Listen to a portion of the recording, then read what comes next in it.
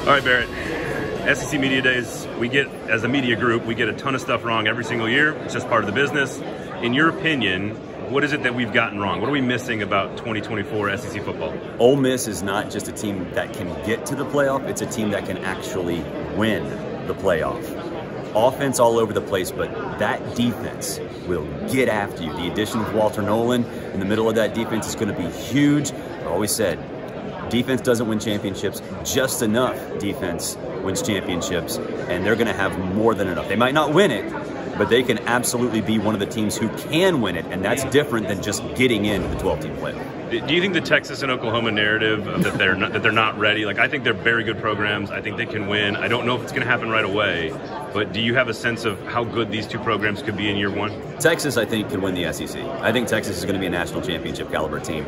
Oklahoma, to me, and this is not just for this year, but I think it's just moving forward, they're going to be like Auburn. They're going to be like Tennessee. They're going to be like Florida, where it's just like, okay, when they're on, they can win a national championship. But they're more like an 8-4, 9-3 type program.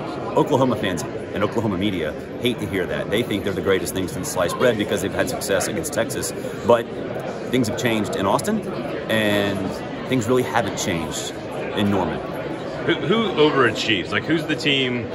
Like, Tennessee could do better than they're predicted. I think Florida could do better than they're predicted. Auburn probably could do better. Like, who's the team that we're missing on that you think is going to overachieve all of our expectations? I think it's Auburn, because I think everyone joked about their offense in the New Mexico State game last year. They also played Georgia and Alabama tougher than anybody else basically did all year. And I think for Auburn, it wasn't about the quarterback. Oh, it was about the quarterback. Peyton Thorne wasn't great, but the offensive line was bad. They had receivers that couldn't separate. So it's really hard to be successful when you're like that. They got better on the offensive line, and they got 3 guys, 1 in high school and then 2 transfers, that do a variety of different things well. They're a diverse wide receiving core. So when you have that, when you have guys that can actually get open, and you have a better offensive line, and you have the majority of your running attack back, including Jarquez Hunter, you're going to be significantly better. So, and the schedule's a lot easier by Auburn standards. You know, they play Alabama and Georgia, but they do that every year, so whatever.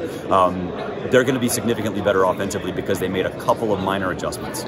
It's crazy. It feels like with all the storylines in this conference, the fact that Nick Saban has retired and that Kalen DeBoer is taking over at the premier program in all of college football doesn't feel like it's getting enough run. Am I wrong in that perception? I think it's fair. It's almost like, because we've already gone through the narrative, right? We already focused on Saban. We've already focused on Kalen DeBoer and the roster attrition and all that other stuff.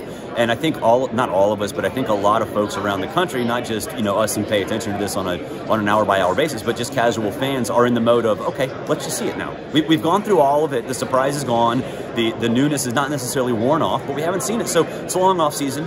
Show us. Once we see it, we can judge. But right now, it's just like more of a wait-and-see kind of thing. Any concern about Kirby, Georgia, the roster, the off-the-field stuff, or are they just like a machine that's going to roll through everybody? They're a machine that can roll through everybody. I mean, Georgia, to me, it's Alabama in the mid-2010s, where literally, like, they go into a lab on campus and just clone everybody.